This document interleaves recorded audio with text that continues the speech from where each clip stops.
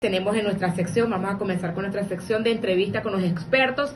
Bienvenido a 360, Hogar 360, nuestro programa. Tenemos el placer de tener acá al abogado Alejandro Quiroz, de Legalis Consultores Jurídicos. Vamos a conversar sobre un tema muy importante para todos aquellos propietarios que deseen arrendar su inmueble.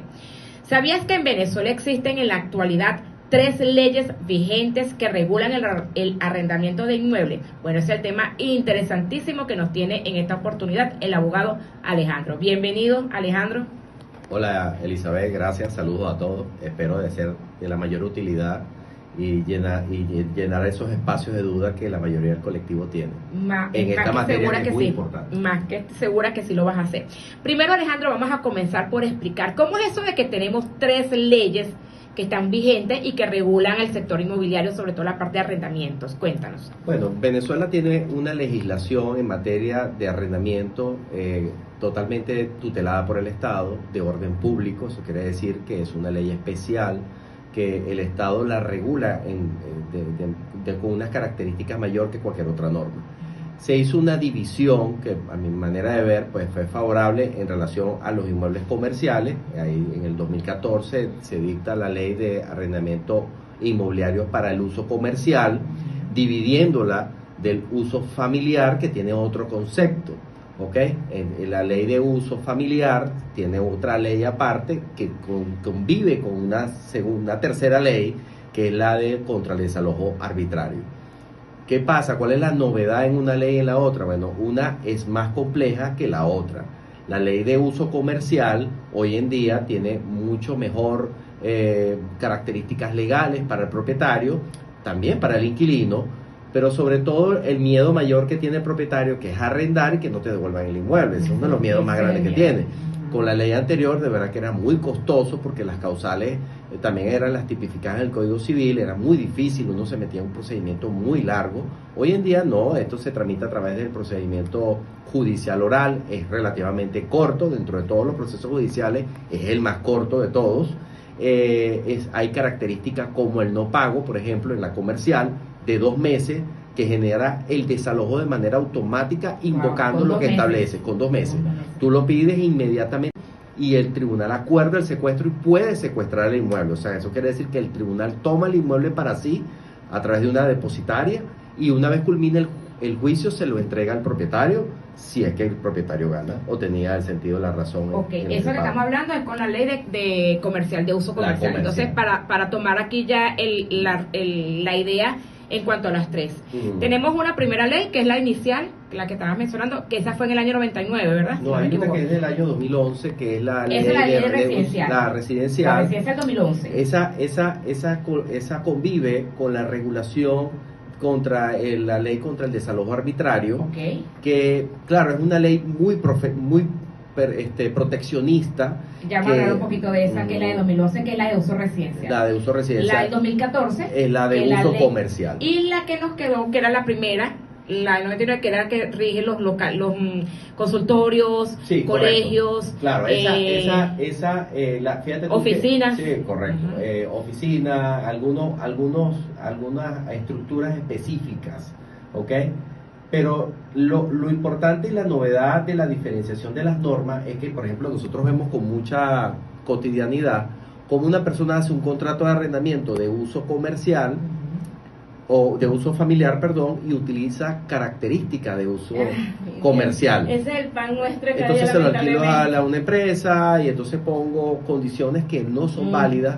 ¿Por qué? Porque al ser de orden público la regulación arrendaticia en toda su generalidad, y en especial la familiar, pues cualquier estipulación que coloques en el contrato de arrendamiento lo va a invalidar.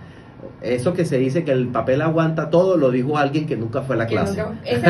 Fíjate lo que se hace, lamentablemente lo estamos haciendo, porque no vamos a tapar el sol con un dedo, sobre todo con la que es de uso residencial. ¿Qué es lo que pasa? Yo he visto muchas personas, muchos asesores inmobiliarios, que cuando van a dar una asesoría le dicen al propietario, no, tiene que ser bajo la figura de una figura jurídica, porque creen que de repente tienen como mayor ¿cómo se dice? Seguridad. Sabemos que no es así, porque si es para uso residencial, en este caso, no importa a la figura que estés haciéndole, en ese caso el arrendamiento, importa es el uso del inmueble, y el uso del inmueble es residencial, y si es residencial le corresponde otra cosa, pero lamentablemente, como tú dices, o sea, es muy difícil por lo proteccionista que es lo que estás mencionando. La Sala Constitucional, en una oportunidad, en una sentencia de carácter jurisprudencial, acuérdate que es constitucional a la propiedad, que lo establece nuestra Constitución, colinda con ese derecho, porque entonces el propietario arrienda a un inquilino, y este inquilino, pues con tanta protección que existe, pues a veces se puede postergar. Sin embargo, la ley también establece las normas para la regulación de la ocupación de ese inmueble. ¿Qué es lo que buscan las personas? Porque claro, hay un principio de adaptación, te lo decía antes de entrar al aire, que lastimosamente la evolución social en Venezuela ha sido muy rápida, y la evolución de nuestras normas han sido muy lentas.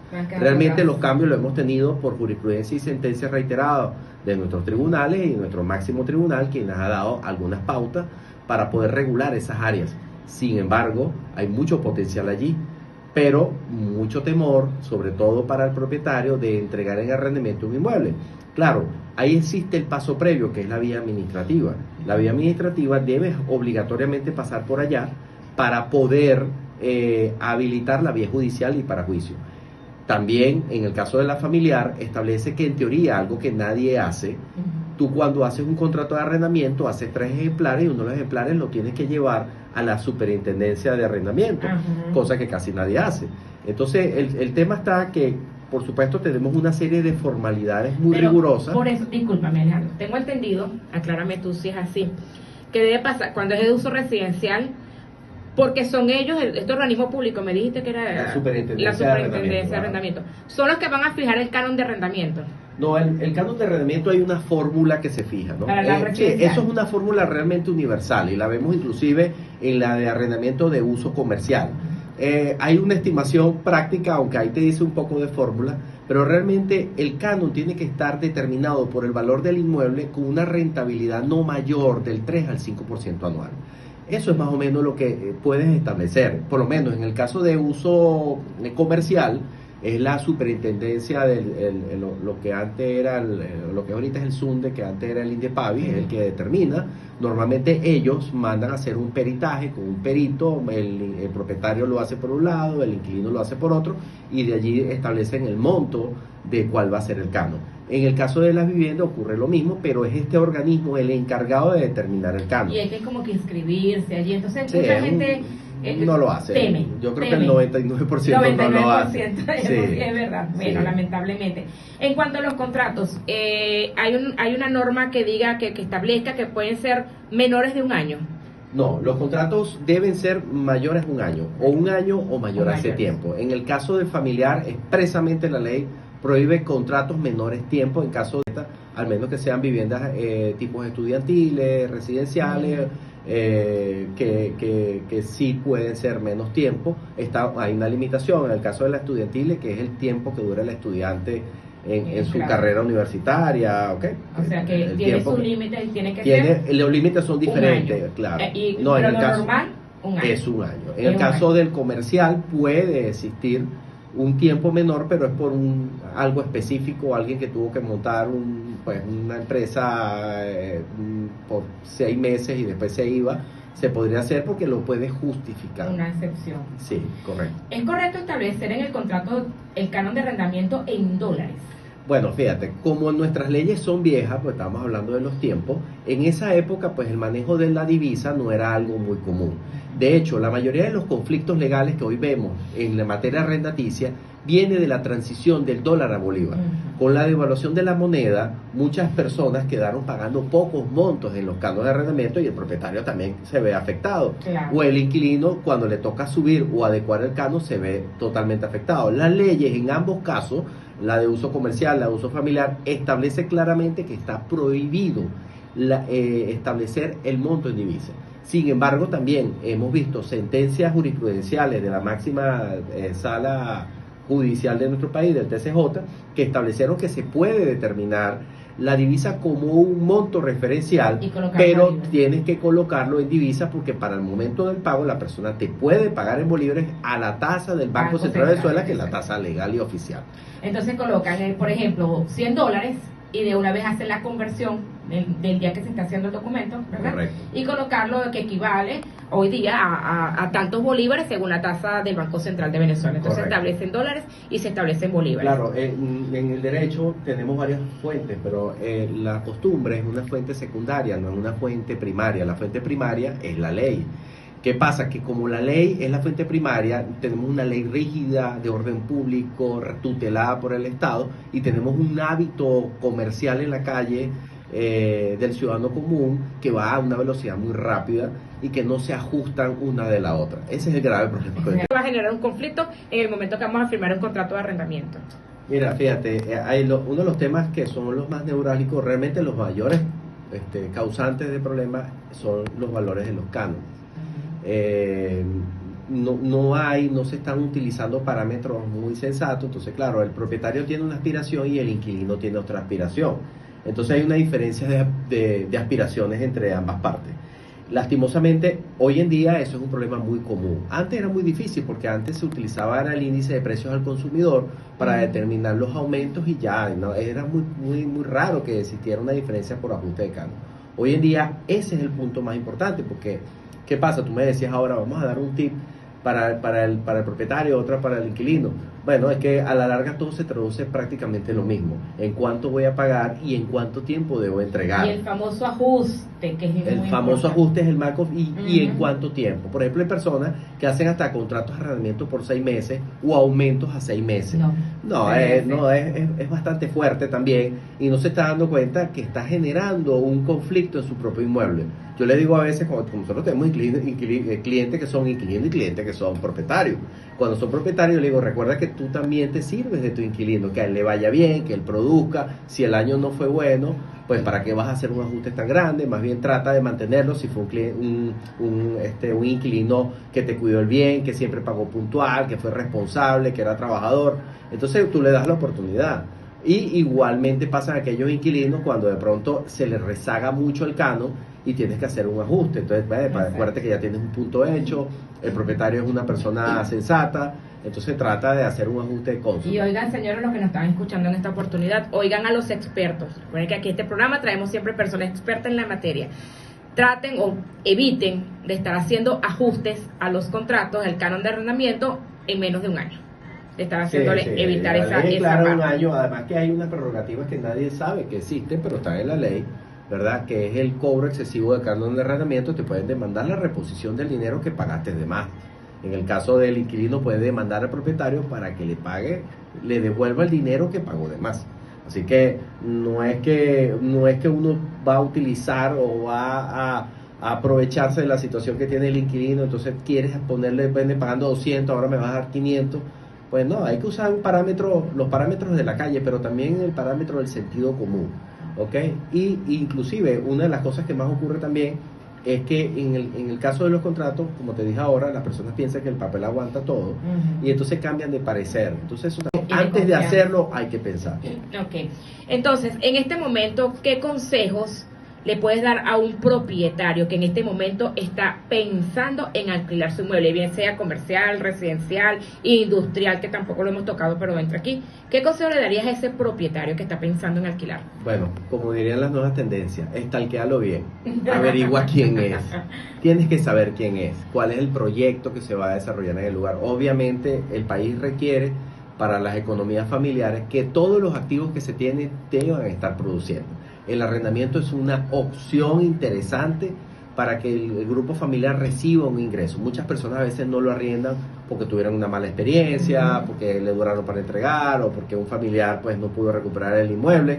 Pero sin embargo, si haces un trabajo tú, Eli, que estás en el mercado y ya tienes la experiencia, tienes buena experiencia, ya ustedes desarrollan ya hasta un ojo del tipo de personas. Sí. Y de verdad que el nivel de conflictividad de entrega es muchísimo menor que los bienes arrendados. O sea, el porcentaje, porque siempre va a haber un porcentaje, es menor. Lo que pasa es que de verdad tú tienes que sentarte a verificar, ver los estados financieros, cuál es el proyecto que van a desarrollar y todo lo demás, para que tú te asegures que a la persona que tú le vas a entregar tu preciado bien, que te costó seguramente mucho obtenerlo, sea una persona que va a tener el cuidado y va a ser responsable y va a cumplir lo establecido en el contrato, que tiene una obligación de cumplirlo. Y eso que dijiste al principio de stalkearlo en el momento, porque hay que saber a quién vas a meter tú en tu propiedad. Es muy importante. Alejandra, una oportunidad nos pasó que yo creo que años, estaría yo como que casi que empezando y no hice esa revisión.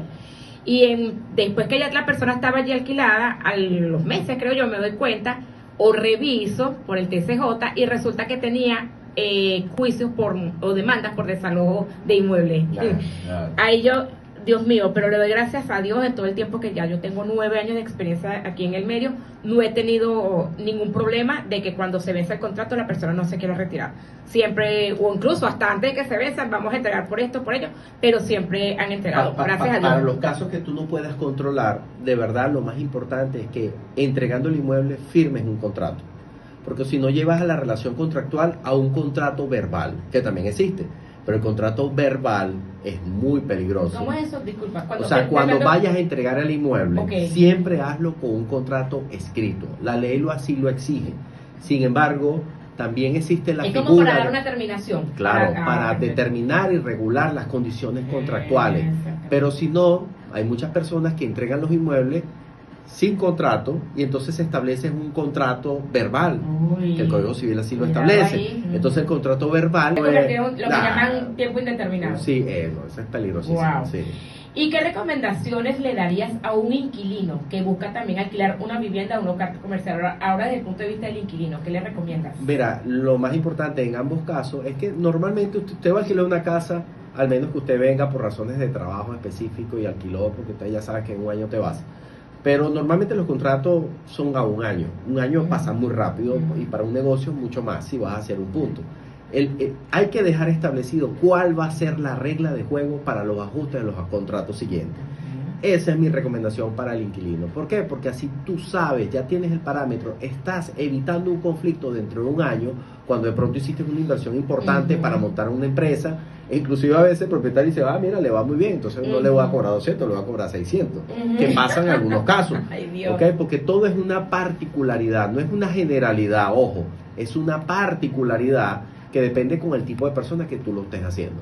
Ahí sí vale también stalkear al propietario para saber o conversar o dejar preferiblemente establecido en el mismo contrato de arrendamiento cuáles van a ser las políticas cuando se vayan a hacer los ajustes en las renovaciones futuras. Rapidito aquí que ya estamos terminando. ¿Qué hacemos en caso de incumplimiento de contrato de alguna de las partes? ¿Qué es lo inmediato? Yo sé que acudir, por supuesto, lo primero que vamos a hacer, acudir a un profesional para la asesoría, un abogado como tú. Sí, bueno, sí, gracias. Sí, claro, bueno, lo primero que puedes hacer es que diseñes una relación, en el caso del propietario, buena con tu inquilino y en el caso del inquilino, buena con el propietario, porque es una relación que se nutre en ambos. Entonces la primera que puedes hacer es tratar de conversar personalmente. Si eso no llega así, tomar el contrato, buscar un abogado que te haga la evaluación del contrato y cumpla de manera formal una notificación de las situaciones que como están ocurriendo.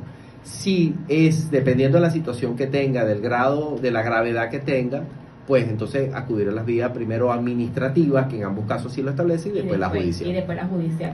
Alejandro, 1.000.000 de gracias. Por favor, despídete a las personas que nos están reportando sintonía y tus redes sociales, todo para que te sigan. Bueno, gracias. Nuestras redes, la mía es Alejandro Legalis y la de la oficina es Legalis Consultores Jurídicos. Gracias por la invitación, saludos. Ay, no, de verdad, muchísimas gracias, de verdad muy enriquecedor. Yo creo que vamos a tener que hacerte otra invitación porque claro que sí, faltan puntos por tocar.